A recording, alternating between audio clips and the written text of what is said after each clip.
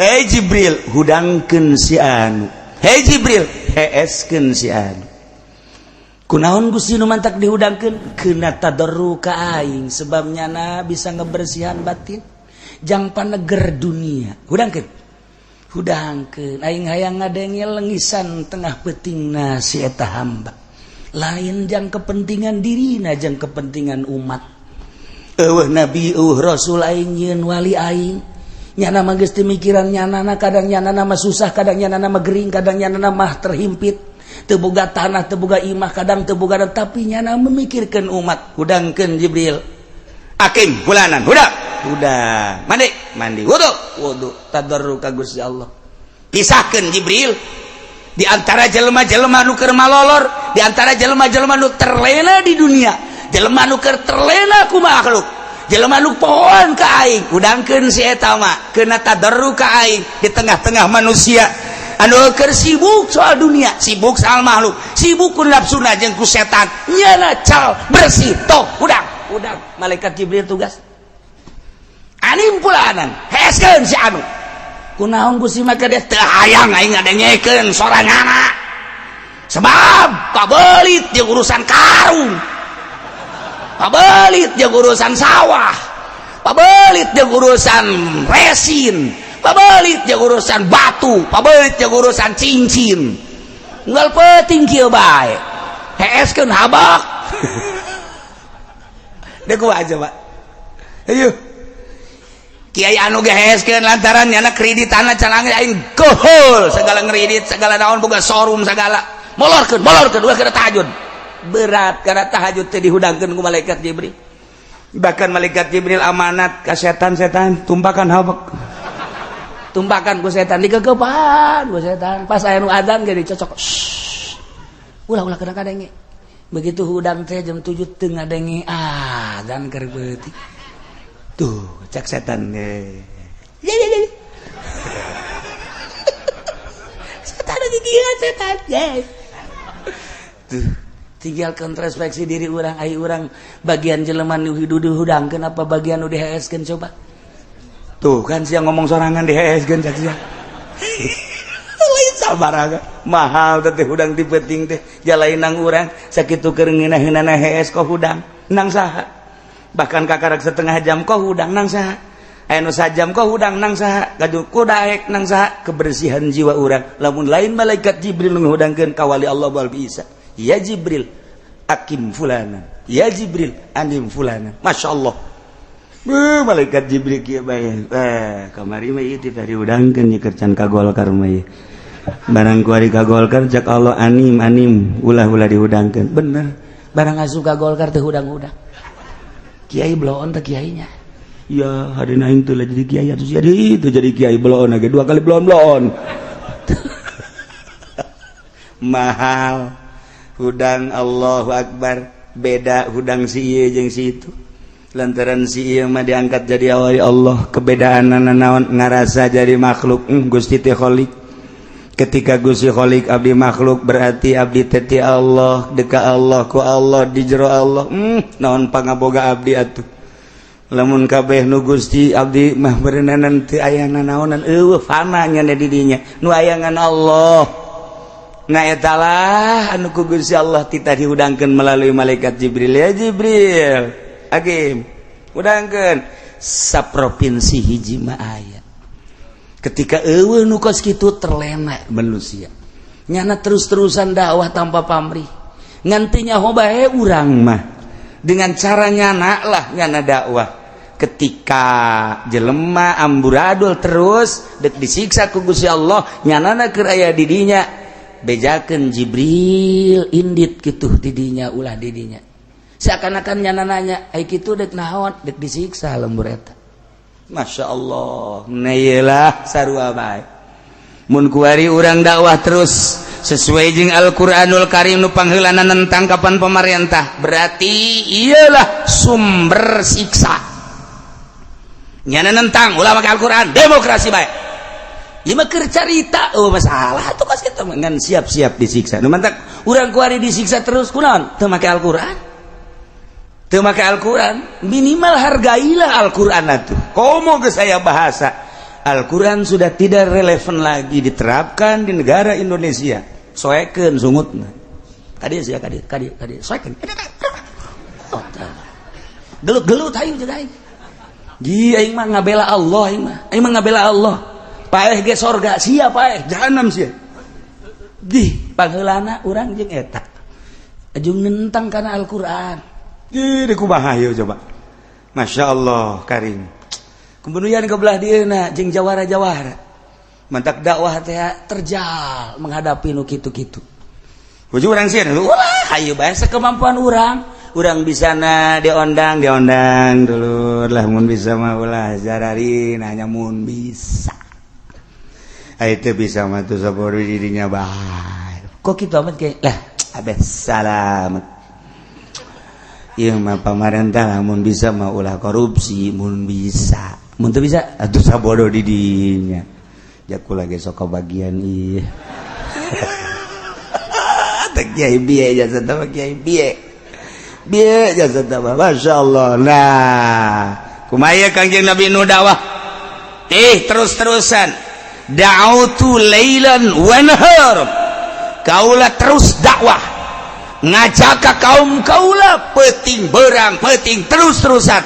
Ternyata fakadzabu, wabah ngabohongkeun ka kangjeng Nabi Nuh alaihis salam dengan timbul bahasa. Inna lanaraka fi dhalalim mubin. Tidinya lah kangjeng Nabi Nuh ngalengis ka Gusti Allah. Gusti maha uninga abdi diangkat jadi nabi ku Gusti, diangkat jadi rasul ku Gusti. Abdi dipasian mujizat ku Gusti, kemudian abdi dakwah Gusti maha uninga. Da'autu qaumi lailan wa naharon.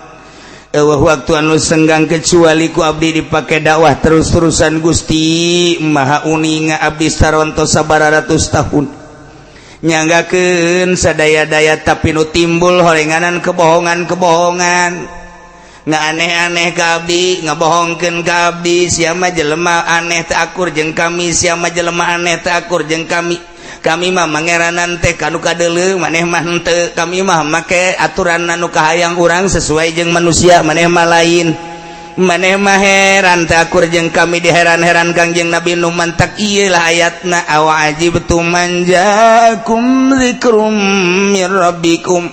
Horeng maneh mah jelema aneh Nuh geus lah kaditu indit. Kangjeng Nabi Nuh teh nyeri anu luar biasa, langsung kangjeng Nabi Nuh ngadua minta kasalametan, tapi ternyata ke panjang nama lain di dieu ieu mandek ngabubungah kangjeng Nabi doang. Ngan tidinya tuh Nuh kuari mah nyieun kapal maneh sok nyieun kapal. Kangjeng Nabi Nuh dititah nyieun kapal can dibere beja dek dikumaha-kumahakeunana titah nyieun kapal bae kangjeng Nabi Nuh teh.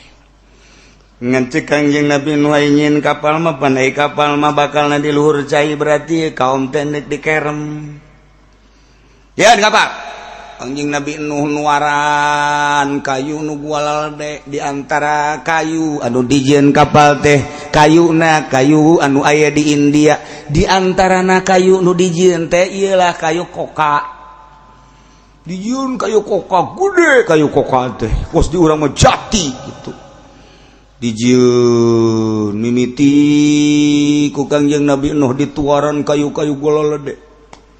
Atuh umat kang beh kaget nu beuki edan bae nuaran kayu cenah bejana neuk nyieun parahu mah nya parahu leumpang di luhur darat jae parahu mah kuduna ge di laut ieu mah Nuh nyieun parahu di darat deuk ka mana ngangkleung nanyana berarti jelas edan dituaran ku Kangjeng Nabi Nuh geus dituaran diantop heula lantaran aya kulit.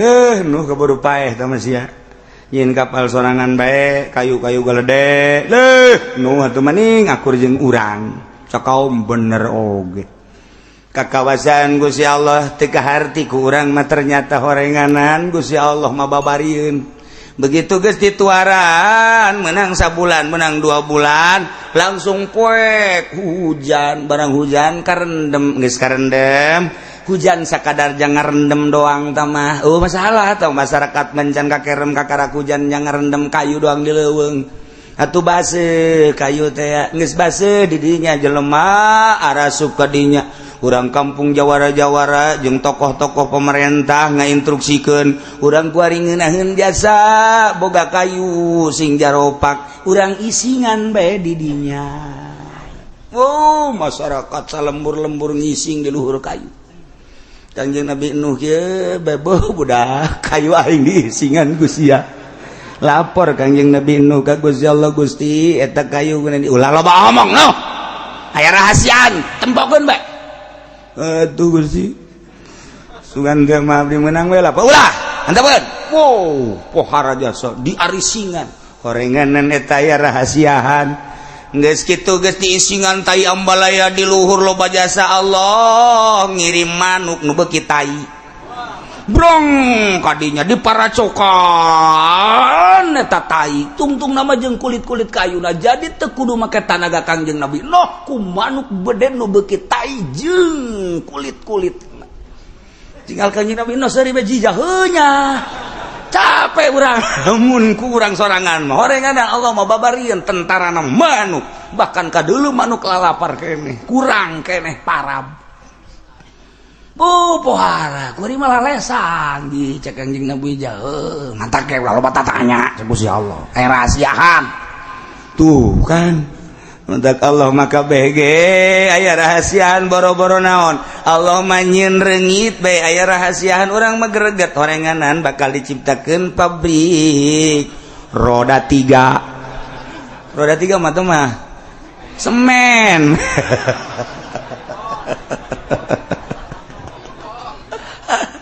iyalah rahasia Allah subhanahu wa ta'ala Masya Allah nyana maseri di tengah-tengah penderitaan masyarakat anu kena kitu reungit jadi berarti hakikat nama jelema nu boga pabrik reungit teh ngadoa di jero hatena masing loba sia reungit namun loba reungit atuh produksi aing laku nemantak ke singgah deh cek Imam Ghazali urang status jadi dokter niat asal ngagiclek bae tina asli na siksa aya di antarana dokter teh kapan maksudna mandek nyager-nyagerkeun supaya sararehat niat hakikat damat ti Gusti Allah dengan tangan-tangan dokter kuari dokter nyiptakeun rumah sakit duitna meunang ngahutang di bank 1M 10M 20M 100M mulai kuari dokterna terus didatang-datangkeun ka dinya nyana lamun teu loba pasien moal kabayar itu bank maka nyana ngadoa Gusti mudah-mudahan jelema garing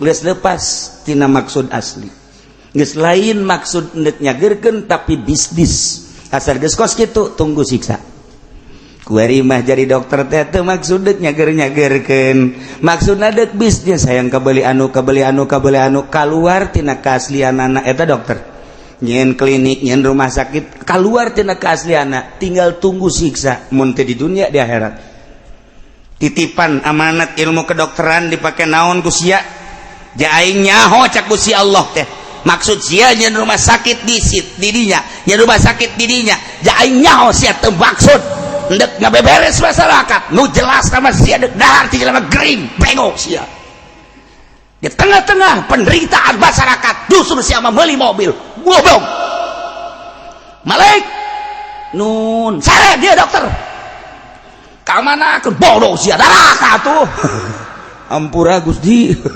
malaikat Malik ge kudu tatanya keneh wae tugas sia dokter seret brus keluar tidak kasihan kiai gitu keneh aing amanat ilmu Al-Qur'anul Karim ilmu aing sampaikan ku sia lantaran kadang-kadang sia nyampaikan nu ngadengekeun leuwih bisa nyumponan leuwih bisa ngamalkeun leuwih bisa ngawadahan kana ilmu nu disampaikan ku sia sampaikan tapi awas sia nyampaikan anak maksud sia aing nyaho sia karangkas betung dari taon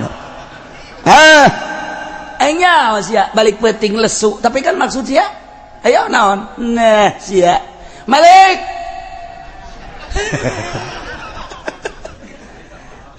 Naon Gusti? Ya, kiai kadarakakeun. Manya cak malaikat balik kiai di kadarakakeun Gusti. Lah bawang siapa teh naon? Pan sia mah ngajaga neraka teu nyaho keur Rangkas Bitung sia mah. Emang aya Rangkas Bitung? Aya. Geus seret. Aduh, punten Yai. Urang dipuntenan ku malaikat Malik isin asapun sing ade. Aduh. Kiai. Koba tama Kiai Golkar mah. Ieu mah langsung bae teh keur ditanya deui. Manya Gusti. Geus teu ulah ditanya deui tama Kiai Koneng mah geus itu kan. Tetep cek malaikat Malik tanya bae, tanya ulah, leuy tanya deui geus tah mah. Geus aya bendera Koneng tah mah. Selain maksud agama tah mah kos kitu mah. Seret dibawa ke mana? Ulah loba omong cek Malik. Tempatna khususon. Urang lamun geus kos kitu deui kumaha coba ieu? Keluar tina keaslian orang jadi kiai ternyata orang kiai teh horenganan batin nama lain kiai jawara garong sarua bae jadi tabib jadi dokter horeng cek Imam Ghazali horeng zohirna doang segala mawa obat segala mawa suntikan horeng di batin nama garong sarua bae sabaraha jelema nu ngajual sawah sabaraha jelema nu ngaduang imah sabaraha nu ngajual mobil hayang beres hayang rapih tapi ternyata horenganan teu boga maksud untuk ngarapihan jasadnya nama hayang seri, hayang senang di atas penderitaan penyakit batur. Seret, Masya Allah Karim. Nggak kos gitu, nggak kok pemerintah Pak Sultan manggis lain lalagani. Nah iyalah, lamun urang tenurut ke aturan Allah sarua jeung kejadian umat-umat nobarah. Mulai kangjeng Nabi Nuh ditahnyieun kapal ku Gusti Allah. Sabaraha tahun kangjeng Nabi Nuh ngadamel kapal ittakhadhaha fi sanatain 2 tahun kangjeng Nabi Nuh nyen kapal ulah gede teuing cek Gusti Allah nyen kapal tuluha salasumiati zirain panjangna 300 hasta 300 meter arduha khamsina lebarna 50 meter ulah gede teuing nu lantaran moal loba nu miluna ge samkuha salasina jerona 30 hasta jadikeun ku anjeun Nuh 3 tingkat salasata butun satingkat paling handap pias paliha adawa bual wuhus jang paranti eusi hewan-hewan timimiti hewan-hewan bangsa uncal embe domba sapi onta jeung sajabana permanukan didinya dipanghandap-handapna siap geno mangga Gusti kopi wasati halin su di tingkat anu tengah ieulah jang manusia wapi alaha atairu jang di luhur jang manuk-manuk dihandap mah jang dawab wal luhus yakni bangsa hewan-hewan nu sukuna opat atawa anu ngarayap di panghandapan di tengah jang manusia di luhur jang manuk-manuk mangga Gusti dijieun ku Gusti ku Kangjeng Nabi Nuh 2 tahun sesuai jeung perintah Gusti Allah ditonton ku masyarakat Nuh edan dolali mubin manyanyian parahu di tengah-tengah kota di leuweung caina menang ti mana mun diseret ka laut nage jauh haju nundek nyeret ka laut nage sahaja kamar rembung diseret kana ku sorangan jam moal kaseret Nuh edan coba dolali mubin li kumaha teu nyerina tapi tetep bae Kanjeng Nabi mah tugas saudara-saudara sekalian hati-hati belilah Supermi aduh sing hade dulur kabehan sagedeung deui bakal datang siksa saha-saha jelema anu naek ka parahu ka ulah salamat mun teu naek bakal cilaka kumaha tah Nuh edan ieu dikerem di mana lautna jauh di mana hujan atuh pasti cai hujan mah ka laut haju urang mah luhur di dieu laut handap atuh dia kumaha kakeremna otak Nuh ya dan teh keterlaluan amat sih Masya Allah dolali mubin sia wabe budak leutik ge kok emplak nu edan budak nyeri jasa. Kangjeng Nabi Nuh teh boga anak 3 hiji Sam, nomor kadua Ham, nomor katilu Yapis. Aya Kangjeng Nabi Nuh teh Sam, Ham, Yapis jeung Kanan. Ieu bakal dititah narae ka kapal Kangjeng Nabi Nuh Abah geus jadiakeun kapal dulur kabehan memeh ka masyarakat. Abah teh deuk ngajak ka keluarga heula. Abahnya tinggal nu saurang cek Kanan teh Abah. Abah mah ja bener cek masyarakat edan ja heuh cek ulah ge edan. Sia ka Abah ngomong kitu. Atuh ningin kapal teh Abah kira-kira mah nya atuh dieun kapal di ditu atuh di deket laut bah. Di kumaha teh edana sia iman teh sih ka Gusti Allah. Lah bah ulah ngomong-ngomong kos kitu. Si dolal sia.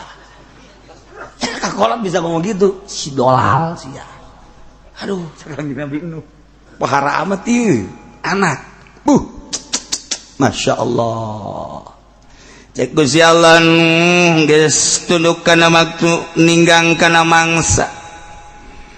Umat anjeun teh ku bangka warahna ulah jadi pikiran ayeuna masalamatkeun anjeun jeung nu iman ka anjeun. Nu iman ka kaula jeung nu iman ka anjeun geura celuk geura titanare ka kapal anjeun ka parahu anjeun. Gusti naik teh atuh mun abdi titah nare ka kapal meureun beuki diedan-edan atuh kudu kumaha Gusti menya panas titah naik kapal. Kangjeng Nabi Nuh na ge nyana ge sarua di jero hatena oge sih can gaarti ku Kangjeng Nabi Nuh ge. Aduh Gusti abdi ayu kita naik ka kapal mah heula tuh Gusti. Ieu ke dikerem innahu mugraqun. Maka dikerem. Tandana dikerempan kudu aya cai Gusti. Nana caina. Di mana-mana hau ngaluarkeun cai di dinya berarti tanda dikerem. Hujan memual sabaraha hujan mah aya ngan nu jelas cai lain ti cai hujan tapi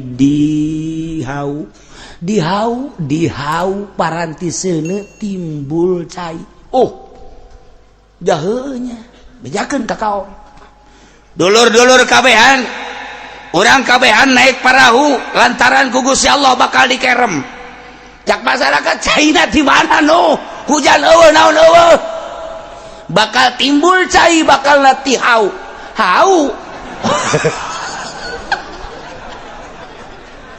aduh cak masyarakat beki jero yedan woi aing mah mun kadege kieu mah cai bakal na timbul ti kali mudal ka harti cai bakal na cai hujan ka harti cai bakal na bedol solokan anu ka harti ieu mah ti hau aya cai adoh kos gitulah ti Gusti Allah di jero hatena aing ge sarua. Kan aing mah yakin ka Gusti naik. Lah geus sama edan beneran. Kamari mah kakara ge semi. Kuari masih edan beneran. Kamari mah sia ngagotokan batu ngagosokan batu beurang doang. Kuari mah di ro kamar jeung para tinu muterna naon kadang-kadang. Gurinda-gurindana dibawa ka jero kamar kieu bae. Edan beneran kuari mah geus.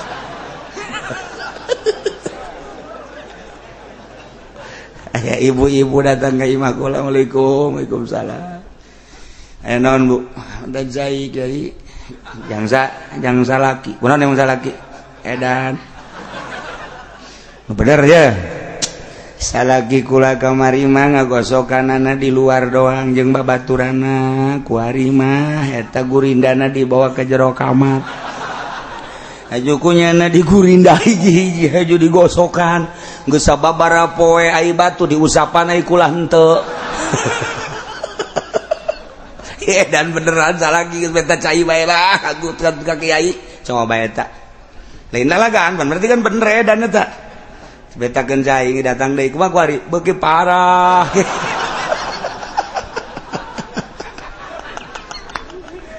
kamari mah batuna kiai laleutik waduh golode cek teu pantes mau dijadikeun cincin jang naon meureun eta kakak cenah kieu gua gede kieu kiai kuari geus numpuk di kamar loba jasa kula ge nyekel teu meunang siade teu meunang nyekel acar ku nyana ke diusapan ge ditanang deteneng salat mah henteu cek cenah teh ieu salaki datang ka kos kitu kuari ngampar cenah di kamar batu jeung gurindana bu asana mun eueuh batu bawa jempolnya na digurindang ke mah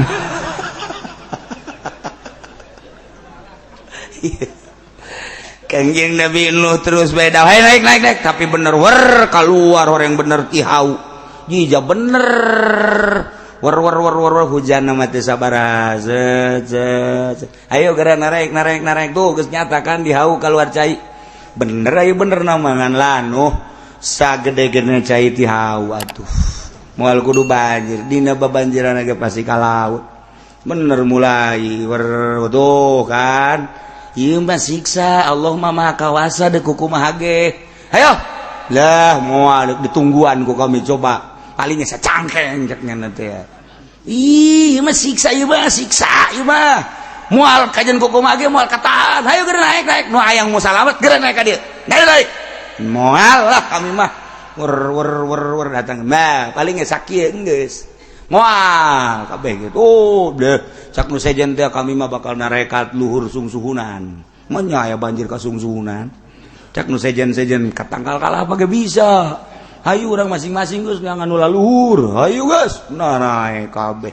ngan aya nu iman 40 pasang anak anu asup ka kapal hiji sam 2 ham 3 yafis kanan malulumpatan teu iman ka Kangjeng Nabi Nuh alaihis ketika urang nyaritakeun anak nu teu iman jol kanan nu bantak aya anak kiai buang kawarah ka bapana kakarak anak kiai tuh deuleu anak Kangjeng Nabi Nuh masyaallah ngedoa Gusti kan ante kapan ieu teh anak abdi laisa min ahlik lain ahli anjeun nya nama teu percaya ka aing jeung ka anjeun sebagai rasul handapkeun kanan cek Kangjeng Nabi hayu moal salamet ieu mah moal bah kula manduk naik ka ditu ka tangkal kalapa ieu mah moal salamet ka tangkal kalapa ge aya kade gunung bah kajen kuku moanya banjir datang ka gunung waduh buang kau arah gas. Terus Kangjeng Nabi Nuh teh dakwah ya Rabbi da'autu qaumi lailan wa naharon pangeran abdi terus-terusan ngajak ka kaum abdi senggang-senggangna abdi ngajak berang peuting ngajak terus falam azid maka ternyata teu nambahan naon bahkan nambahan kalupur jelema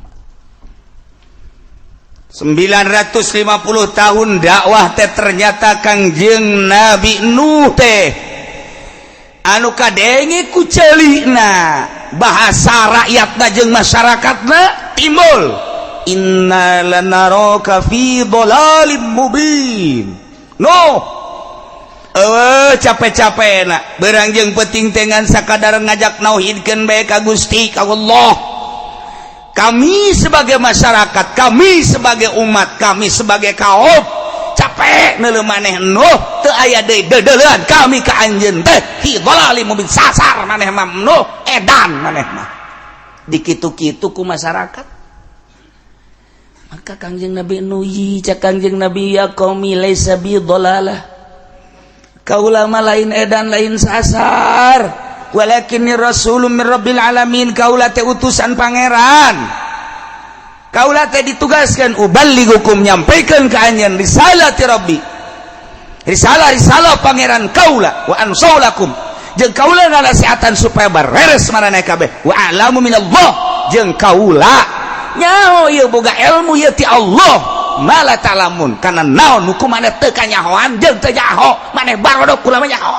tanya kaula tanya ayo geura urusan-urusan anu kula mah selalu dibere wahyu ku Gusti Allah tetep bae kaumna ngomong inna lanaraka fi dhalalim mubin. Ulah sok maksakeun maneh anjeun dakwah ka kami jak dedeulean kami maka maraneh teh ka anjeun teh ngan sakadar dhalalim mubin. Bane mah edan anyar. Duh, cek Kangjeng Nabi Nuh ku pohara-pohara teh. Mukjizat dibere Kangjeng Nabi Nuh. Keistimewaan dibere Kangjeng Nabi Nuh. Ndek ngalengkah boro-boro lelengkahan deket antar negara Kangjeng Nabi Nuh mun daek tinggal sidakep seng. Ulah-ulah eta daratan antara negara jeung negara kapisah ku laut Kangjeng Nabi Nuh tinggal sidakep seng. Ya Allah ya Rabb. Ndek kumaha tapi tetep bae kaum teu daekeun iman. Tah kan jadi tiis ka Kangjeng Nabi ih jaheunya. Aing maca Kangjeng Nabi dakwah teh kakarak sabaraha taun 1 2 3 4 5 le geus aya nu iman tapi dulur aing mah nu ngaran Nuh baheula anak Kangjeng Nabi Idris turunan daripada Kangjeng Nabi Idris dakwah teh ratusan tahun nu nuturkeun tiis ka hate Kangjeng Nabi Nuh teh eta antara nabi kuari warasatul anbiya para ulama ketika orang negakeun agama.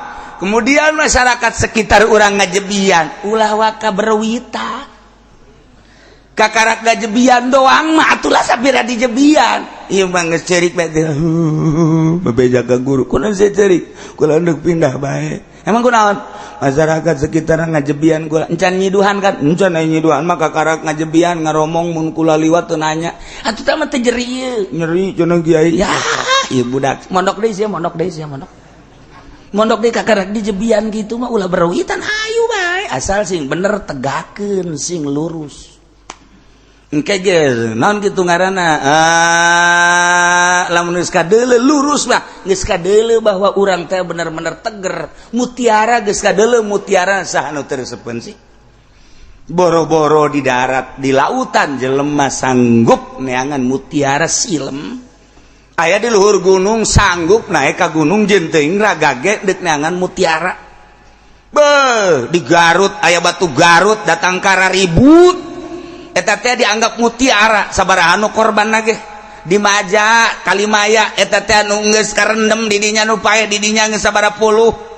Urang mah ka dieu nyahona, "Beuduh Kalimaya, beuduh Kalimaya." Tuh nu molodar sabaraha.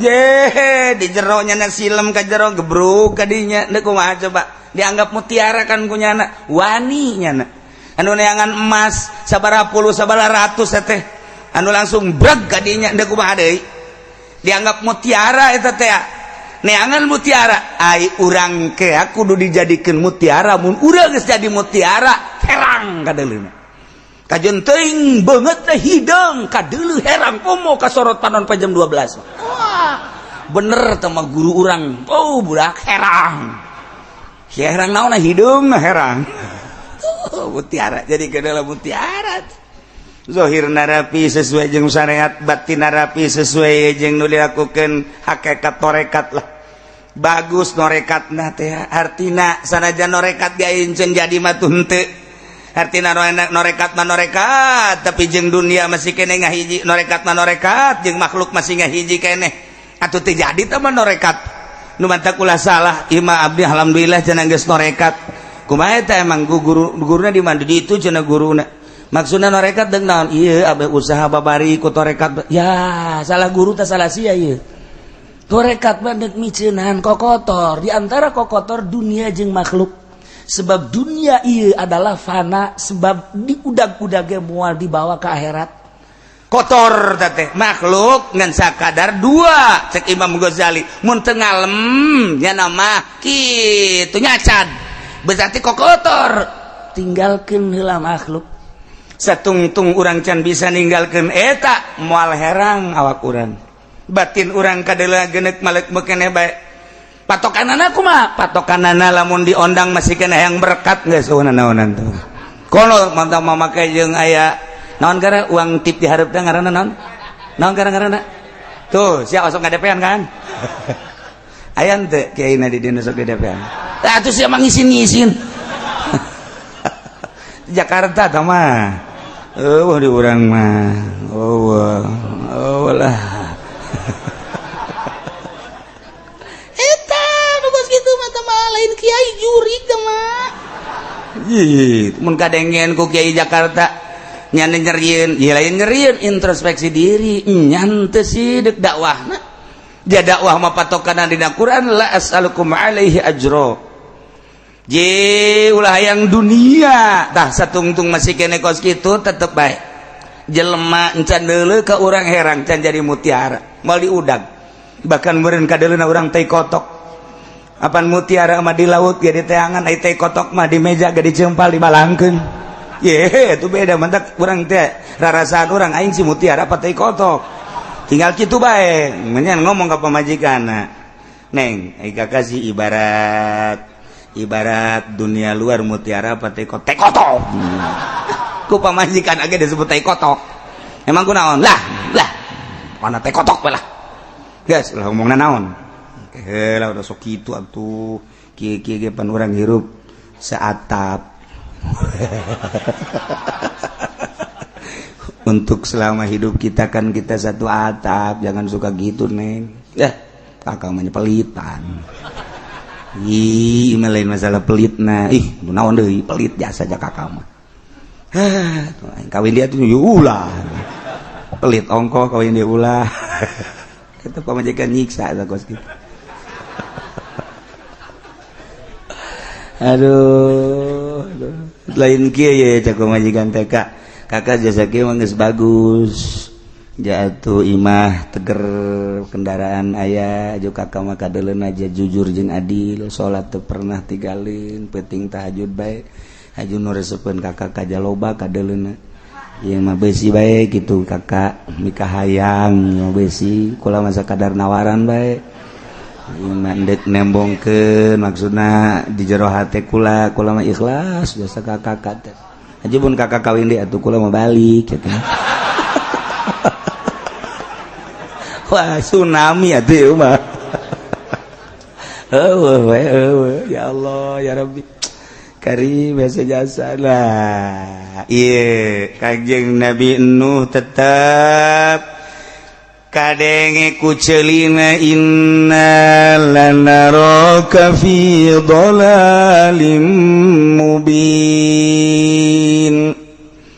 ditanya ku masyarakat dan nu ai maneh ngajakan bae ieu ka pangeran nu ngaran Allah nu gaib nu teu kadeuleu ku mata boro-boro nu teu kadeuleu tu pangeran urang anu dikuil pangeran urang nu di gereja pangeran urang anu digugumuh ku urang nu kadeuleu nu gede nu leutik aya nu sedang aya eta ge teu daya teu upaya komo pangeran nu teu kadeuleu deuk kumaha ngurusanana coba eta pikiran datang ka poe kitu maksud maneh naon sih ye ngajak ke kami tilu cek Kanjeng Nabi Nuh naon hiji ya qaumi ibudullaha ibadah maraneh kabeh ka Allah ulah ka patung ka batu ka kayu jeung ka makhluk pangeran nomor kedua malakum min ilahin gairuh eueuh deui pangeran iwal ti Gusti Allah katilu nomor katilu rempan besi aranjeun teu iman ka Allah ka pangeran anu ngadamel langit jeung bumi engke ku Gusti Allah bakal disiksa inni akhafu alaikum azab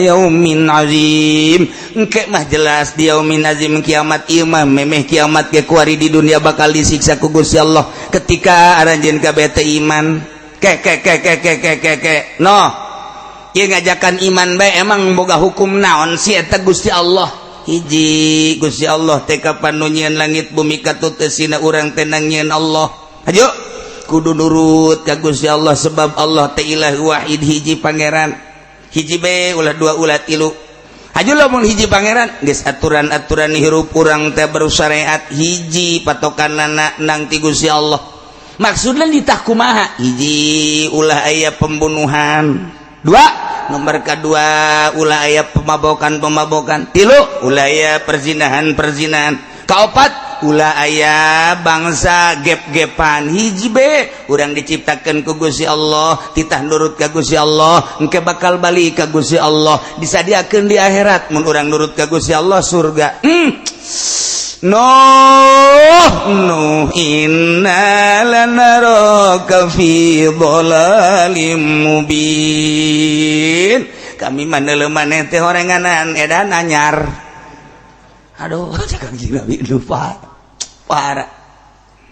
Ieu kami ieu lamun maling bae ieu bakal disiksa ku Gusti Allah. Bener cek Kangjeng Nabi.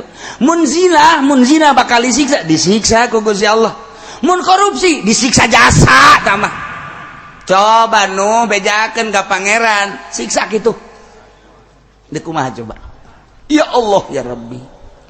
Cek Kangjeng Nabi kudu dikumahakeun sih kaon. Ngaleos Kangjeng Nabi nu cul dicitra saudara-saudara sekalian. Jelema keur ngagebegan jagong di dakwahan ku Kangjeng Nabi. Ngeneuli dong ngalirik dong satu ngomong edan teh naon. Coba eta. Ya Allah ya Rabbi, di mana sektor mana nu loba jelema Kangjeng Nabi nu terus berdakwah. Ngan sakadar dilirik nu inna lanaraka fi dhalalim mubin. Bahkan kabelah dia nama diumumkeun ku jawara-jawara, diumumkeun ku inohong-inohong malau teh penggede baik di pemerintahan boga jabatan luhur atau di kampung sebagai ketua kampung, kepala suku ngaromongnya dolor sadaya sing hade tuh nu edan tuh datang nu edan do edan geus dikitukeun teh heula. Masya Allah, seluruh rakyat pemerintahan anak rakyatna kabeh ngomongkeun sing hade besi di lembur aya nu edan ulah didengekeun samarana nu sing hade besi aya si nu edan anyar lepas kade. Ya Allah ya Rabbi kitu bae. Cek Kangjeng Nabi nuduh nu dipake karempan teh inni akhafu alaikum adzab yaumin azim. Rempan besi aya siksa duh ke kumaha kula lamun dipanggil ku Gusti Allah. Haju dipersilakeun ka kula dek dikumahakeun nuh kaum anjeun besi kitu doang. Coba-coba wayangna iman. Wow, berbagai daerah geus dieusian ku tokoh-tokoh sing hade nu edan anyar, sing hade aya dhalalim mubin, sing hade nuh ngaranna kabeh serempak kabelah dia nama disurakan. Asal Kangjeng Nabi nu bae edan anyar weh. Deuk kumaha coba Kangjeng Nabi nu. Ambo Kangjeng Nabi. Urang ngundang kiai kuari mah masih keneh dicium tangan sanajan semu ge. Sanajan semu ge geus pakeun deureus keneh. Bahkan geus bangsa 10 menit teh ka eureun nya geus musyawarah tambahan tak kurangan deureus keneh tah geus sakitu. Ya amplop nu tebal teh aja sekot kitu bae kurangan geus. Aju geus baris urang bae. Ajang urang tah mah geus lah pokona mah. Di jerona 10 juta orang cokot 5 juta. Oh geus atuh. Aju di jerona cokot teh 2 juta. Oh geus tinggal 3 juta. Kuno katilu nemikeun dicokot teh 1 juta. Nasib jore jasa teh kiai. Keur jore teh nasib. Deureus keneh maksudna dihormati keneh lah urang mah. Masih keneh dibere cau bakakak segala rupa. Kadang-kadang datang ka imam geus basi masalah geus lah pokona. Masih keneh dihormati. Coba nuh mah nuh edan. Ya Allah. Tumanta Kanjeng Nabi beuki tenang we.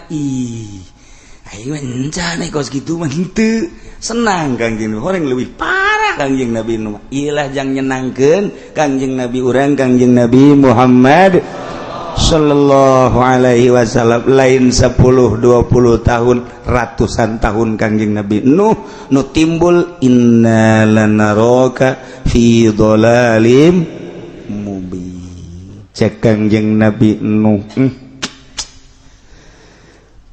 naon tah maneh ngabohongkeun ulah sampai ka ngabohongkeun naon tah maraneh heranan ulah heran ulah ngabohongkeun jeung ulah diheran-heranan jaakum zikrun kalayan datang ka anjeun piwuruk mirabbikum ti pangeran anjeun melalui lisan seorang lalaki mingkum ti golongan naranjeun kabeh yakni seorang lalaki anu sarua jeung maneh sakampung jeung maneh sakota jeung maneh sanagara jeung maneh bahkan maneh nyaho lahirna kaula nyaho gedena kaula nyaho kejujuran kaula ieu kunaon kaula timbul lahir ti kalangan maneh ti kampung maneh gede maneh nyaho ulin bareng gede belajar bareng dan lain sebagainya kok begitu kula diangkat jadi rasul diangkat jadi nabi ngabohongkeun jeung heran-heran aya piwuruk nu timbul ti kalangan aranjeun kula buktina nu diangkat jadi nabi jadi rasul kok diheran-heran dibohongkeun kunaon sih kunaon jadi kos kitu jak kula mah diangkat jadi nabi jadi rasul teh ditugaskeun ku Gusti Allah hiji liunzirakum ndek mere inzar ka aranjeun kabeh nyingsieunan kade ilam tuminu lamun aranjeun teu iman ka Allah teu iman ka kaula sebagai rasul Allah bakal kena siksa boro di akhirat di dunia hiji nomor kedua walitattaqau jeung kaula litahsieun ka Gusti Allah artina sieun ka Gusti Allah hargai Gusti Allah sehingga ku ngahargai menghormati Gusti Allah make kata aturan-aturan Gusti Allah cak Allah zina haram hargai cak Gusti Allah mabok haram hargai cak Gusti Allah maling haram hargai cak Gusti Allah membunuh haram hargai eta doang cak Gusti Allah ibadah dengan aturan-aturan Gusti Allah laksanakeun menghargai hukum-hukum Allah etalah tugas kaula hiji liunzirakum besi kena siksa nomor kedua walitattaqau abeh ka sorga la'allakum turhamun abeh maneh dibere rahmat ku Gusti Allah sakitu kaula mah ngajak teh awas bakalna ieu turun siksa lamun teu iman teu nurut ka Gusti Allah didarengekeun ku kabehan teh ai tungtungna sareri ai prak fakazzabu kaum kabeh ngabohongkeun kami maneh maneh teh no inna lanaraka fi dhalalim mubin aturan-aturan maneh masalah aturan-aturan maneh sesat no aturan-aturan maneh mah teu akur jeung kahayang kami atuh eta makan suatu kenikmatan jeung kalazatan kahirupan kami sebagai manusia kahirupan urang sebagai manusia mangpang meung pengurang di alam dunia teh dibere sehat dibere kaya dibere segala-gala tuh awewe mantak naon kurang gizinahan ieu hayang mabok mantak naon aya harta batur dipaling mantak naon urang keul ka batur bunuh habak eta tah kahirupan di zaman Kangjeng Nabi Nuh nu mantak fakadzabu teu hakur maneh mah jeung kahayang kami masyaallah. Kuari naon bedana ketika orang nyampaikan Al-Quranul Karim di tengah-tengah masyarakat ulah-ulah kabeh sa Al-Quran tentang kisos tentang zina bae loba nu ngajebian tentang mabok loba nu ngajebian tentang maling jeung korupsi urang ceramah pidato urang di tengah-tengah negara ibu kota Jakarta kudu didengekeun ke seluruh pemerintah nonggengan kiai ya buktina korupsi kabehan geus dikit itu makin menjamur makin tambah dek dileungitkeun di era reformasi terutama adalah korupsi kolusi dan nepotisme ternyata korupsi makin menjadi kamari mah korupsi teh angan di luhur meja kuari jeung meja-meja dilegun deuk kumaha coba sarua jeung kos kitu gan henteu kitu doang sarua geus ulah didengekeun kiai dulur sing hade ieu teh Al-Qur'anul Karim ngan sakadar nyampaikan kanjen di mana-mana mararabok, di mana zina, di mana korupsi, maling dan lain sebagainya. Pembunuhan terjadi ya bakal disiksa ku Gusti Allah. Seakan-akan gerak ulah loba omong turunkeun habak siksa. Sareng gitu. Dia buktinya bertahan. Makin menjadi-jadi ku ari mah. Geus dibere warning ku Gusti Allah tuh tsunami 200 juta sekali pararae. Indonesia kabeh 250 juta. Sadunia pararae urangan saukur semenit 2 menit sampai 2 poe menyaksikan tsunami Aceh ternyata kadieuna buang kawarah deui tambah deui tsunami Pangandaran 1 menit 2 menit makan dibanding-banding woi Pangandaran mah teu sabaraha dibanding kunjung Aceh mah dahsatan Acehnya kunaon ngomong gitu tambah deui Padang ngegebrus-brus tambah deui nu laletik Sukabumi tambah deui Lapindo makin menjadi-jadi tambah deui di Kulon ala kadar gusar geser Garut Cianjur dan lain sebagainya ieu sebagai warning dimimitian ku Galunggung baheula terus terus bae datang ka dieu lain salaladar engke mungkin bakal dibere siksa leuwih dahsyat. Masya Allah ngan untung Allah teh nenden wali-wali Allah di provinsi Banten aya wali Allah, di provinsi Jawa Tengah aya wali Allah, provinsi di Jawa Barat aya wali Allah, di provinsi Jawa Timur aya wali Allah, berbagai provinsi ditendenan ku Allah wali-wali Allah. Ketika sepi wali Allah teh ditarik di berbagai negara ditenden di jajang penguat supaya penting teh nyana hudang munajat ka Gusti Allah lain jang kepentingan pribadina tapi jang kepentingan umatna. Dakwah teu eureun-eureunnya nama terus mancala putra mancala putih kadang datang ka kiai ka ustad ka tokoh masyarakat ka pemerintah terus bae lagi nyana imkan waktu teh digunakeun jang dakwah bari nyana nyulusup teu kanyahoan beungeutna ge teu kanyahoan urang mana mun ditanya urang anu tapi teu kanyahoan aslina urang mana atau aslinya orang penduduk dinya terketahui kanyahoan ieu mah rahasia Allah selamanya na terus bae dakwah insyaallah ngan mun geus buang kawarah teuing dipanggil ku Allah bejakeun Jibril indit kitu tidinya deuk disiksa kaum eta lamun geus dikitukeun boro-boro eta kapan urang tipe tinggi urang lamun diberi anugerah mah pan urang ge hudang apan Gusti Allah teh henteu nyicingkeun malaikat Jibril setelah teu aya rasul teu aya nabi anu selalu didatangan ku malaikat Jibril. Malaikat Jibril teh ditugaskeun mere wahyu ka para nabi ka para rasul. Mun wahyu jang nabi saukuran jang dirina, lamun wahyu ka rasul jang halayak rame. Ialah tugas malaikat Jibril alaihi salam ketika nabi ditungtungan ku kangjeng nabi urang khatamun nabiyyin wal mursalin laisa la nabiyya ba'di. Deui nabi sabada kaula cek kangjeng nabi malaikat Jibril teh lain dipensiunkeun. Kita ngadatangan hamba-hamba Allah warasatul anbiya datangan malaikat Jibril teh ngadatangan para ahli-ahli waris nabi wali-wali Allah solihin titah kumaha ngadatanganana sak Gusti Allah ya Jibril aqim fulana ya Jibril numpulana hei Jibril hudangkeun si anu hei Jibril heeskeun si anu. Kunaon Gusti nu mantak dihudangkeun keuna tadarru ka aing sebabnya na bisa ngebersihan batin jang paneger dunia hudangkeun aing hayang ngadengel lengisan tengah peutingna si eta hamba lain jang kepentingan dirina jang kepentingan umat eueuh nabi eueuh rasul aing nyieun wali aing nyana mah geus teu mikiran nyanana kadang nyanana mah susah kadang nyanana mah gering kadang nyanana mah terhimpit teboga tanah teboga imah kadang teboga tapi nyana memikirkan umat hudangkeun Jibril akim fulanan hudang mandi wudu tadarru ka Gusti Allah pisahkeun Jibril di antara jelema-jelema nu keur malolor di antara jelema-jelema nu terlena di dunia jelema nu keur terlena ku makhluk jelema nu pohon ka aing hudangkeun si eta mah keuna tadarru ka aing di tengah-tengah manusia anu keur sibuk soal dunia sibuk soal makhluk sibuk ku nafsuna jeung ku setan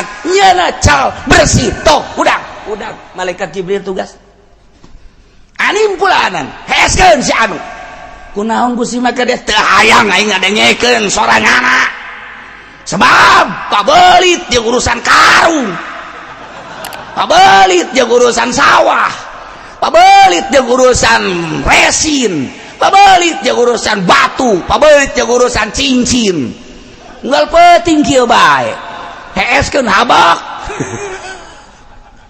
deuk aja Pak ayo kiai anu ge heeskeun lantaran nyana kreditanna can aing gohol segala ngredit segala naon boga showroom segala molorkeun ulah keur tahajud berat karena tahajud teh dihudangkeun ku malaikat Jibril bahkan malaikat Jibril amanat ka setan tumpakan habak tumpakan ku setan digegepan ku setan pas aya nu adzan ge dicocok ulah keur kadenge begitu hudang teh jam 7 teu ngadenge adzan keur beuti tuh cak setan setan lagi gila setan tuh tinggal introspeksi diri orang orang bagian jeleman hudang kenapa bagian DHS-keun coba tuh kan siang ngomong sorangan DHS-keun cak sia lain sabaraga mahal teh hudang dipeting teh jalain nang urang sakitu keur ngeunaheunana HS kok hudang nang saha bahkan kakarak setengah jam kok hudang nang saha anu sajam kok hudang nang saha gaduh kudaek nang saha kebersihan jiwa urang lamun lain malaikat Jibril ngehudangkeun ka wali Allah wal bisa ya Jibril akim fulana ya Jibril anim fulana masyaallah malaikat Jibril kieu bae kamari mah ieu tadi udangkeun nyeukeun can ka Golkar mah ieu barang kuari ka Golkar cak Allah anim ulah-ulah dihudangkeun bener barang asup ka Golkar teh hudang-hudang kiai bloon teh kiainya ya hadina aing teh lah jadi kiai atuh jadi itu jadi kiai bloon ge 2 kali bloon mahal hudang Allahu Akbar beda hudang si ieu jeung si itu lantaran si ieu mah diangkat jadi awali Allah kebedaanna naon ngarasa jadi makhluk Gusti teh Khaliq ketika Gusti Khaliq abdi makhluk berarti abdi teh ti Allah deka Allah ku Allah di jero Allah naon pangaboga abdi atuh lamun kabeh nu Gusti abdi mah berenang teu aya nanaonan fana nya di dinya nu aya ngan Allah nah etalah anu ku Gusti Allah tita dihudangkeun melalui malaikat Jibril ya Jibril agim udangkeun saprovinsi hiji mah aya ketika eueuh nu kos kitu terlena manusia nyana terus-terusan dakwah tanpa pamrih ngan teu nyaho bae urang mah dengan cara nyana lah nyana dakwah ketika jelema amburadul terus dek disiksa ku Gusti Allah nyanana keur aya di dinya bejakeun Jibril indit kitu di dinya ulah di dinya seakan-akan nyana nanya ai kitu dek naon dek disiksa lembur eta masyaallah nayelah sarua bae mun kuari urang dakwah terus sesuai jeung Al-Qur'anul Karim nu pangheulana nentang kapan pemerintah berarti iyalah sumber siksa nyana nentang ulah make Al-Qur'an demokrasi bae ieu mah keur carita masalah atuh kos kitu ngan siap-siap disiksa nu mantak urang kuari disiksa terus kunaon teu make Al-Qur'an teu make Al-Qur'an minimal hargailah Al-Qur'an atuh komo geus aya bahasa Al-Qur'an sudah tidak relevan lagi diterapkan di negara Indonesia soekeun sungutna kadieu sia kadieu soekeun gelut-gelut hayu jeung aing ji aing mah ngabela Allah aing mah ngabela Allah paeh ge sorga sia paeh jahanam sia di pangheulana urang jeung eta ajung nentang kana Al-Qur'an di kumaha ieu coba masyaallah karim kemudian ke belah dieuna jeung jawara-jawara mantak dakwah teh terjal menghadapi nu kitu-kitu hujung urang sieun ulah hayu bae sakemampuan urang bisana diondang dulur lah mun bisa mah ulah jararin hanya mun bisa ai teu bisa mah tuh sabori dirinya bae kok kitu amat ge lah abeh salamet ieu mah pamarentah lamun bisa mah ulah korupsi mun bisa mun teu bisa atuh sabodo di dinya jaku lagi sok bagian ieu teh kiai bieu jasa teh kiai bieu jasa teh masyaallah nah kumaha Kangjeng Nabi nu dakwah terus-terusan da'autu lailan wa nahar kaula terus dakwah ngajak ka kaum kaula peuting beurang peuting terus-terusan ternyata fakadzabu wabah ngabohongkeun ka Kangjeng Nabi Nuh alaihi salam dengan timbul bahasa inna lanaraka fi dhalalim mubin tidinya lah Kangjeng Nabi Nuh ngalengis ka Gusti Allah Gusti maha uninga abdi diangkat jadi nabi ku Gusti diangkat jadi rasul ku Gusti abdi dipasian mujizat ku Gusti kemudian abdi dakwah Gusti maha uninga da'autu qaumi lailan wa naharon waktu anu senggang kecuali ku abdi dipake dakwah terus-terusan Gusti maha uninga abdi sarontos sabaratus tahun nyanggakeun sadaya-daya tapi nu timbul horenganan kebohongan aneh-aneh kabdi ngabohongkeun kabdi siapa jelema aneh takur jeung kami siapa jelema aneh takur jeung kami mah mangeranan teh kanu kadeuleu maneh mah henteu kami mah make aturan anu kahayang urang sesuai jeung manusia maneh mah lain maneh mah heran takur jeung kami diheran-heran Kangjeng Nabi nu mantak ieu lah ayatna awa ajibtu manjakum dzikrum mir rabbikum orang mana mah jelema aneh nuh geus lah ka ditu indit Kangjeng Nabi Nuh teh nyeri anu luar biasa langsung Kangjeng Nabi Nuh ngadua minta kasalamatan tapi ternyata ke panjang nama lain di dieu ieu mandek ngabubungah Kangjeng Nabi doang ngan tidinya tunuh kuari mah nyieun kapal maneh sok nyieun kapal Kangjeng Nabi Nuh dititah nyieun kapal can dibere beja dek dikumaha-kumahakeunana titah nyieun kapal bae Kangjeng Nabi Nuh teh ngan ceuk Kangjeng Nabi Nuh aya nyieun kapal mah pan aya kapal mah bakalna di luhur cai berarti kaum teh dek dikerem yeun kapal Kangjeng Nabi Nuh nuaran kayu nu gualal di antara kayu anu dijieun kapal teh kayuna kayu anu aya di India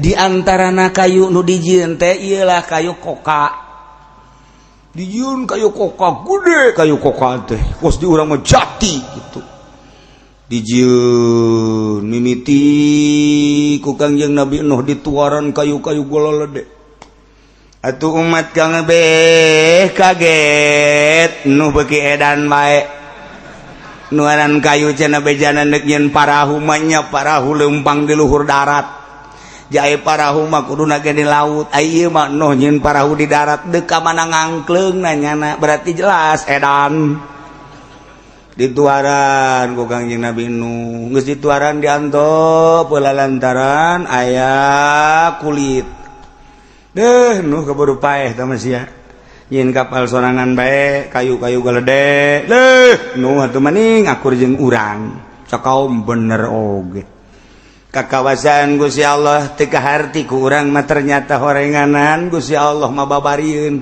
begitu geus dituaran menang sabulan menang 2 bulan langsung poek hujan barang hujan karendem geus karendem hujan sakadar jangan rendem doang tamah masalah atau masyarakat mencan kakerem kakarak hujan jangan rendem kayu doang di leuweung atuh baseuh kayu teh geus baseuh di dinya jelema arasup ka dinya urang kampung jawara-jawara jeung tokoh-tokoh pemerintah ngainstruksikeun urang kuari ngeunaheun jasa boga kayu sing jaropak urang isingan bae di dinya masyarakat salembur-lembur ngising di luhur kayu Kangjeng Nabi Nuh ye beboh budak kayu aing diisingan Gusti ya.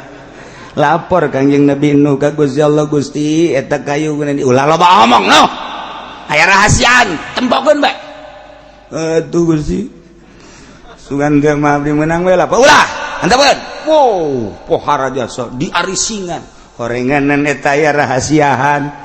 Geus kitu geus diisingan tai ambalaya di luhur loba jasa Allah ngirim manuk nu beuki tai brong kadinya diparacokan eta tai tungtung nama jeung kulit-kulit kayuna jadi teu kudu make tanaga Kangjeng Nabi Nuh ku manuk beden nu beuki tai jeung kulit-kulit tinggal Kangjeng Nabi Nuh seuri bejijah heunya capek urang mun ku urang sorangan mah horenganan Allah mah babarieun tentarana manuk bahkan kadeuleu manuk lalapar keneh kurang keneh parab pohara kuari mah lalesan di cek Kangjeng Nabi jauh mantap ke loba tatanya Gusti Allah rahasiaan tuh kan mantap Allah maka bege aya rahasiaan boro-boro naon Allah nyieun reungit bae aya rahasiaan urang mah greget horenganan bakal diciptakeun pabrik roda 3 mah tuh mah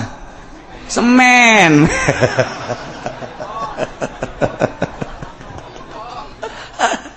inilah rahasia Allah subhanahu wa ta'ala Masya Allah nyana maseri di tengah-tengah penderitaan masyarakat anu kena kitu reungit Jadi berarti hakikat nama jelema nu boga pabrik reungit teh ngadoa di jero hate nama sing loba sia reungit. Namun loba reungit atuh produksi aing laku. Numantak ke singa hade cek Imam Ghazali urang status jadi dokter niat asal ngagiclek bae tina asli na siksa aya. Di antarana dokter teh kapan maksudna mandek nyager-nyagerkeun supaya sararehat niat hakikat damat ti Gusti Allah dengan tangan-tangan dokter. Kuari dokter nyiptakeun rumah sakit, duitna meunang ngahutang di bank 1M, 10M, 20M, 100M. Mulai kuari dokterna terus didatang-datangkeun ka dinya. Nyana lamun teu loba pasien moal kabayar itu bank, maka nyana ngadoa Gusti mudah-mudahan jelema garing geus lepas tina maksud asli geus lain maksud neuk nyageurkeun tapi bisnis asal geus kos kitu tunggu siksa. Kuari mah jadi dokter teh teu maksud deuk nyager-nyagerkeun, maksudna deuk bisnis hayang kabeli anu kaluar tina keaslianana eta dokter. Nyen klinik, nyen rumah sakit keluar tina keaslianna, tinggal tunggu siksa mun teu di dunia di akhirat. Titipan amanat ilmu kedokteran dipake naon ku sia? Ja aing nyaho cak ku si Allah teh. Maksud sia nyen rumah sakit di dinya, nyen rumah sakit di dinya. Ja aing nyaho sia teu maksud ndek ngabeberes masyarakat. Nu jelas sama sia deuk dahar ti jelema gering, bengok sia.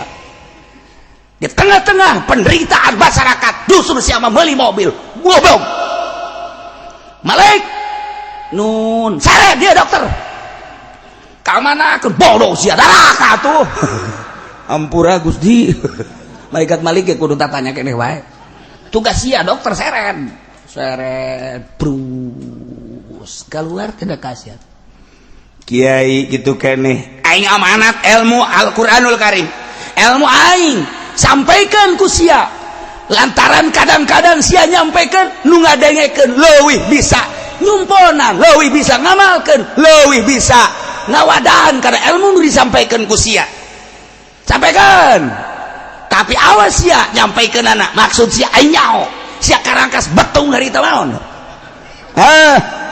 anyao sia balik peuting lesu tapi kan maksud sia ayo naon nah sia Malik naon Gusti ya kiai kadarakakeun maknya cak malaikat balik kiai dikadarakakeun Gusti ulah bawang siapa teh naon pan sia mah ngajaga neraka teu nyaho keur karangkas bitung sia mah emang aya rangkas bitung aya geus seret aduh punten yai urang dipuntenan ku malaikat balik isin asapun sing ade aduh Kiai. Kok buat sama Kiai Golkar mak? Iya mah langsung bae teh ditanya deh. Manya Gusti. Geus teu ulah ditanya deh sama Kiai Koneng mah geus itu kan. Tetep cek malaikat Malik tanya bae, tanya ulah, leuy tanya deh geus tah mah. Geus aya bendera Koneng tah mah. Selain maksud agama tah mah kos kitu mah. Seret dibawa ke mana? Ulah loba omong cek Malik. Tempatna khususon. Urang lamun geus kos kitu deh kumaha coba ieu keluar tina keaslian urang jadi kiai ternyata urang kiai teh horenganan batin nama lain kiai jawara garong sarua bae jadi tabib jadi dokter horeng cek Imam Ghazali horeng zahirna doang segala mawa obat segala mawa suntikan horeng di batin nama garong sarua bae sabaraha jelema nu ngajual sawah sabaraha jelema nu ngaduang imah sabaraha nu ngajual mobil hayang beres hayang rapih tapi ternyata horenganan teu boga maksud untuk ngarapihan jasadnya nama hayang seri hayang senang di atas penderitaan penyakit batur seret Masya Allah Karim nggak kos gitu nggak kok pemerintah Pak Sultan manggis lain lalagani nah iyalah lamun urang tenurut ke aturan Allah sarua jeung kejadian umat-umat nobaraha mulai kangjeng Nabi Nuh ditahnyieun kapal ku Gusti Allah sabaraha taun kangjeng Nabi Nuh ngadamel kapal ittakhadhaha fi sanatain 2 tahun kangjeng Nabi Nuh nyieun kapal ulah gede teuing cek Gusti Allah nyieun kapal tuluha salasumiati zirain panjangna 300 hasta 300 meter arduha khamsina lebarna 50 meter ulah gede teuing nu lantaran moal loba nu miluna ge samkuha salasina jerona 30 hasta jadikeun ku anjeun nu 3 tingkat salasata butun satingkat paling handap pias paliha adawa bual wuhus jang paranti eusi hewan-hewan timimiti hewan-hewan bangsa uncal embe domba sapi onta jeung sajabana permanukan didinya di panghandap-handapna siap geno mangga Gusti kopi wasati halin di tingkat anu tengah ieulah jang manusia wapi alaha atairu jang di luhur jang manuk-manuk di handap mah jang dawab wal wuhus yakni bangsa hewan-hewan nu sukuna opat atawa anu ngarayap di panghandapan di tengah jang manusia di luhur jang manuk-manuk mangga Gusti dijieun ku Gusti ku Kangjeng Nabi Nuh 2 tahun sesuai jeung perintah Gusti Allah ditonton ku masyarakat Nuh edan dolali mubin manyanyian parahu di tengah-tengah kota di leuweung caina menang ti mana mun diseret ka laut nage jauh haju nundek nyeret ka laut nage sahaja kamar rembung diseret kana ku sorangan jam moal kaseret Nuh edan coba dolali mubin ni kumaha teu nyerina tapi tetep bae Kanjeng Nabi mah tugas saudara-saudara sekalian hati-hati belilah supermi aduh sing hade dulur kabehan sagedeung deui bakal datang siksa saha-saha jelema anu naek ka parahu ka ulah salamet mun teu naek bakal cilaka kumaha tah Nuh edan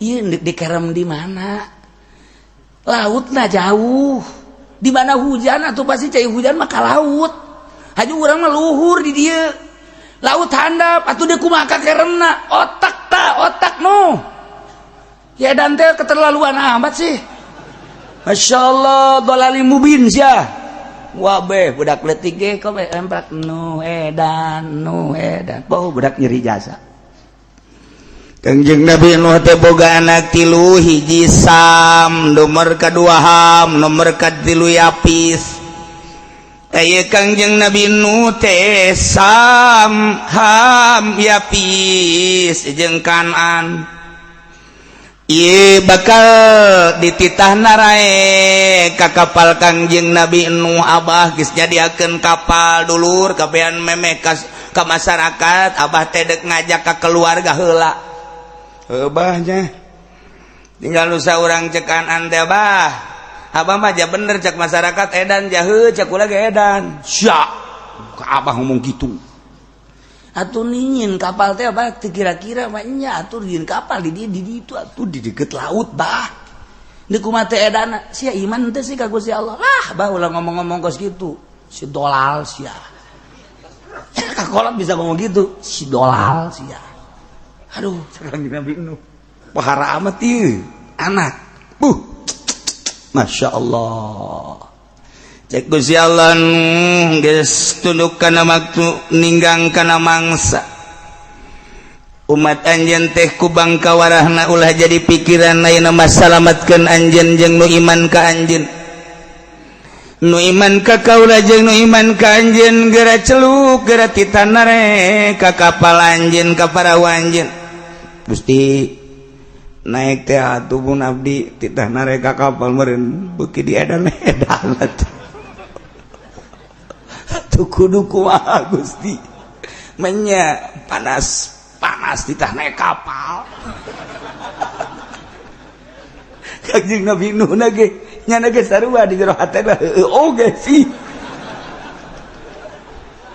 can gaarti ku Kangjeng Nabi Nuh ge aduh Gusti abdi ayu kita naik ke kapal mah keheula tuh Gusti ieu ke dikerem innahu mugraqun maka dikerem tandana dikerempan kudu aya cai Gusti nana caina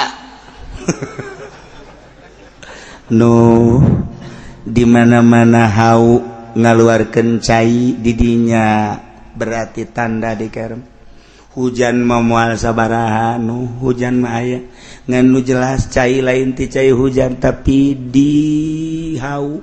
dihau parantisena timbul cai jaheunya bejakeun ka kaon dulur-dulur kabehan urang kabehan naik perahu lantaran ku Gusti Allah bakal dikerem cak masyarakat caina di mana hujan eueuh naon eueuh bakal timbul cai bakal nanti hau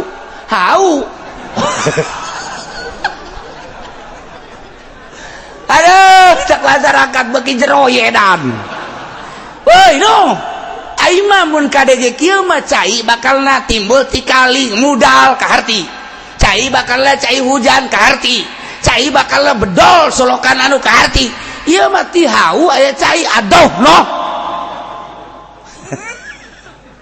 kos gitulah ti Gusti Allah di jero hatena aing ge sarua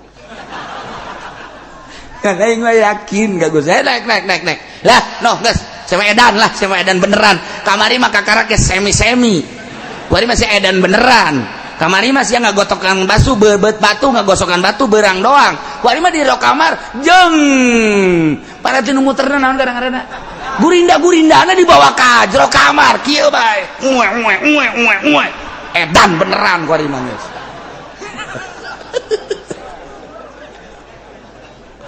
aya ibu-ibu datang ka imah kula Assalamualaikum Waalaikumsalam aya naon Bu da jai kiai yang salaki kunaon yang salaki edan bener ya salaki kula kamari mah ngagosokanana di luar doang jeung babaturana ku ari mah eta gurindana dibawa ke jero kamar ajukunyana digurinda hiji-hiji aju digosokan geus sababaraha poe ai batu diusapan ai kula henteu dan beneran salaki beta cai bae lah aku ka kiai coba bae eta lain dalagan berarti kan bener edan eta beta keun cai datang deui kumaha kuari beuki parah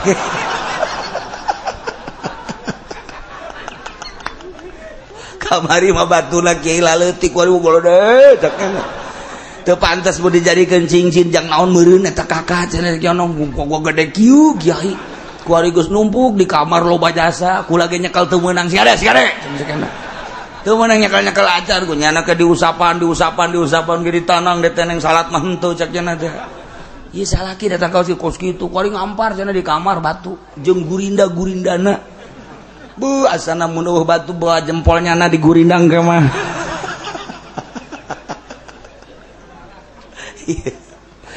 Kangjeng Nabi Nuh terus beda naik tapi bener keluar orang yang bener tihau jija bener hujan nama teh sabaraha ayo gara narik tuh geus nyatakan dihau keluar cai bener ayo bener namangan lanuh sagede-gede cai tihau atuh moal kudu banjir dina babanjiran ge pasti ka laut bener mulai tuh kan ieu mah siksa Allah mah maha kawasa deuk kumaha ge hayo lah moal ditungguan ku kami coba paling sacangkeng cek nya teh ih mah siksa ieu mah moal kajen ku kumaha ge moal katahan hayo geura naik nu hayang musalamat geura naik ka dieu naik moal lah kami mah wer datang mah paling sakieu geus moal kabeh gitu deh cak nu sejen teh kami mah bakal narekat luhur sungsuhunan manya aya banjir ka sungsuhunan cak nu sejen katangkal kalah apa ge bisa hayu urang masing-masing geus nganu laluhur hayu geus naik kabeh ngan aya nu iman 40 pasang anak anu asup ka kapal hiji sam 2 ham 3 yafis kanan malulumpatan teu iman ka Kangjeng Nabi Nuh alaihis ketika urang nyaritakeun anak nu teu iman jol kanan nu mantak aya anak kiai buang kawarah ka bapana kakarak anak kiai tuh deuleu anak Kangjeng Nabi Nuh masyaallah ngedoa Gusti kan ante kapan ieu teh anak abdi laisa min ahlik lain ahli anjeun nya nama teu percaya ka aing jeung ka anjeun sebagai rasul handapkeun kanan cek Kangjeng Nabi hayu moal salamet ieu mah moal bah kula manduk naik ka ditu ka tangkal kalapa ieu mah moal salamet ka tangkal kalapa ge aya kade gunung bah kajen kuku moanya banjir datang ka gunung waduh buang kau arah gas tidinya lah naik ke kapal Kangjeng Nabi Nuh 40 pasang manusia kanu arba'ina rajulan wa arba'ina imro'atan lalaki 40 awewe 40 kemudian anak Kangjeng Nabi Nuh Sam anu bakal Abul Arab urang Arab teh keturunan Kangjeng Nabi Nuh tina anak nu ngaran Sam nomor kedua Ham Abu Sudan ieu mah hideung bakalna eta orang Sudan, orang Ethiopia, orang Habsya, orang Osar Somali eta nu hararideng keturunan Kangjeng Nabi Nuh ti Ham wa Yapis jeung Yapis yang mah putih anu luar biasa wa Abu Turki ta orang Turki nu pararuti eta adalah ti Yapis nu matak lengkap wari lantaran ti Kangjeng Nabi Nuh na asuk tilu nu hijikan ancilaka ngangkeung kabeh di kapal terus kapal Kangjeng Nabi Nuh diangkat ku cai dikeremlah umat Kangjeng Nabi Nuh alaihis fa'anjaynahu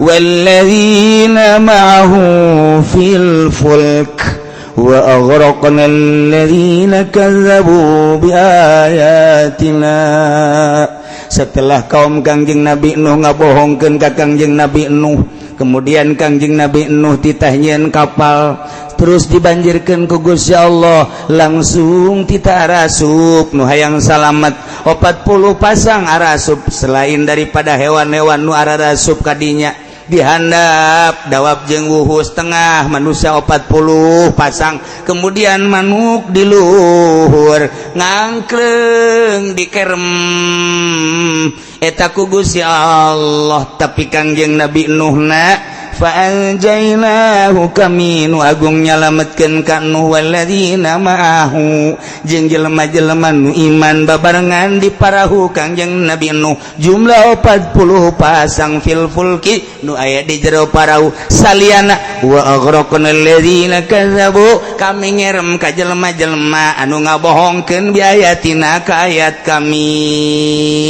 innahum kanu qauman amin sajana kaum Nuh kanu aya kaum Nuh teh kaum amin kaum anu buta mata hatena teh nyahun kana hak dibere mukjizat tita iman ka Allah tidak iman ka Rasul Allah dipareman dibutakeun mata hatena kauman amin kuari ge sakitu Al-Qur'an ngejelegerna tapi tetap bae ketika dibutakeun mah mata hatena aya tinggal aya ilmu di benak hatina ai ditutupan mah ku Gusti Allah tetap bae disicak ku Gusti Allah jadilah kauman amin iyalah kaum Kangjeng Nabi Nuh nu buang kawarah dikerem ku Gusti Allah innahum kanu kauman amin lantaran kaumna kaum bodoh tina hak teu nyahoeun nu halal jeung nu haram disalirukeun teu nyaho haram teu nyaho halal disaliru kuari geus hampir saliru di Indonesia baheula mah seragam riba bunga bang riba seragam serempak Sabang sampai Merauke Indonesia na huabe satu suara kredit haram tapi kuari mangis mulai timbul penyeliruan iya ge termasuk kauman amin tinggal tunggu bae siksa ti Gusti Allah naudzubillah min zalik cacak eueuh wali Allah anu titah ngendeman di dinya wallahu alam urang neule Jakarta akhlak manusia gos-gos kitu urang neule Surabaya diacak-acak di Surabaya doli timbullah kuari di Yogyakarta ambalayah perzinahan di Yogyakarta kuari mah ambalayah di Tangerang pun urang kuari meneliti tentang perzinahan di Kabupaten Tangerang Masya Allah berbagai kawasan-kawasan kanyahoanana ti mana? Kanyahoanana ketika orang meneliti di berbagai toko-toko kondom, ternyata tahun baru stok kondom kurang. Berarti kan tanya kanyahoan DJ emang kumaha gitu? Ben dideteksi. Dina kondom geus puguh ambalayahna di kawasan Pasar Kemis kondom ambalayah, di kawasan Citra kondom ambalayah, di Citi di Diwang anu suci manu murni mampu masyaallah, di Purima masyaallah lesang eueuh nanaonan teu make kondom meureun mah. Ya Allah ya Rabbi, tinggal urang bae anu sok munajat ka Gusti Allah, Gusti horenganan batur mah terlena amat. Geus mah ngadenge mabok, geus mah ngadenge pamalingan, kuari ambalaya tambah deui perzinahan. Ya Allah ya Rabbi, ieu sedek dibakal dikumahakeun ku gusingan urang teu meunang kitu bae. Jak Gusti mah fa'alul lima yuri. Tinggal nyanggakeun bae urang mohon sorangan Gusti salametkeun abdi, salametkeun keluarga abdi, pamajikan anak incu abdi jeung tatangga-tatangga abdi, jeung salametkeun muslimin muslimat nu mantak diberelah ku Kangjeng Nabi. Allahumma ighfir lil muslimina wal muslimat. Ngangkleng kapal Kangjeng Nabi Nuh warokibaha fi asyri rajaba. Kangjeng Nabi Nuh ketika naik perahu teh tanggal 10 bulan Rajab, ngangkleng mengarah ke Turki, wa nazala minha fi asyril Muharram, turun tanggal 10 bulan Muharram. Rajab tanggal 10 Rajab rawa puasa, Syawal hafid haji, Muharram tanggal 10, berarti sabaraha bulan. Di luhur kapal langsung mendarat di Gunung Ararat Turki. Nu mentak gunung anu luhur di Turki ngaranna Gunung Ararat. Di dinya teh gunung anu hese dideteksi. Baheula teh baheula ilmuwan kobe mendeteksi di mana ieu kapal Kangjeng Nabi Nuh. Nu anehna ketika aya manuk liwat ka dinya minggir sakumaha Baitullah, manuk ti dieu kenceng asal di gunung eta minggir. Ditelitilah ku ilmuwan vulkanologi dan lain sebagainya, arkeologi dan sebagainya. Nah meureun di dieu geus sabaraha profesor nu deuk turun di dinya teu kanyahoan eueuh. Geus ratusan profesor sakumaha jelema hayang nyaho kana tungtung Bangawan Nil selalu geus ribuan eueuh. Ieu ge sarua hanya di zaman akhir Soeharto harita dibuka sejarah, ternyata eta aya seorang waliullah di Turki setelah ngadoa mohon ka Gusti hayang naik ka luhur, naik nyana ka luhur, ternyata parahu aya keneh di luhur. Di luhur masih kena ayah parahu Kangjeng Nabi Nuh alaihi salam. Masya Allah karim. Sujud langsung didinya mohon ka Gusti turun deui nyana nyarita ke berbagai teman aulia Allah. Terdeteksi bahwa didinya ayah sababaraha ilmuwan turun lantaran kadeuleu ngan teu bisa balik deui. Tapi akhir-akhir ieu diketahui di akhir zaman numantak salah sahiji tanda akhir zaman geus deukeut ka kiamat ketika parahu Kangjeng Nabi Nuh geus bisa dideuleu ku masyarakat rame, kuari geus bisa naik kapal turun di dinya di naon karangarana di meteran lebar panjang sesuai jeung ieu kitulah. Tapi tetap mohon para aulia Allah orang aya larangan deui ti Gusti Allah ulah ketika larangan eta dirumpak loba bahaya, maka terus-terusan Turki bahaya. Kebahayaan anu paling besar mulai ti zaman Raja Kamal eta anu ngaeuweuhkeun khalifah di dinya lah mulai hancur-hancuran Turki. Datang ka ayeuna Turki terus-terusan hancur. Selama 100 kurang lebih tahun hancur Turki setelah diketahui memeh eta 100 tahun geus terketahui eta mulai tidinya lah ngan diturunkeun nama kamari 40 tahun anu silam di kadeuleu biasa kieu. Masya Allah. Nah ialah sejarah singkat ke panjang nama di hareup numantak besi urang hayang nyaho kapal Kangjeng Nabi Nuh yuk bareng jeung kula daftar saurangna 50 juta insyaallah henteu teu mahal 50 juta henteu teu mahal mah lain lalagaan beneran ieu mah 50 juta murah urang berangkat kukula bakal diajak neuleuh parahu ka Tanjung Pasir tetap ongkos 50 juta Pak. Ya Allah ya Rabbi.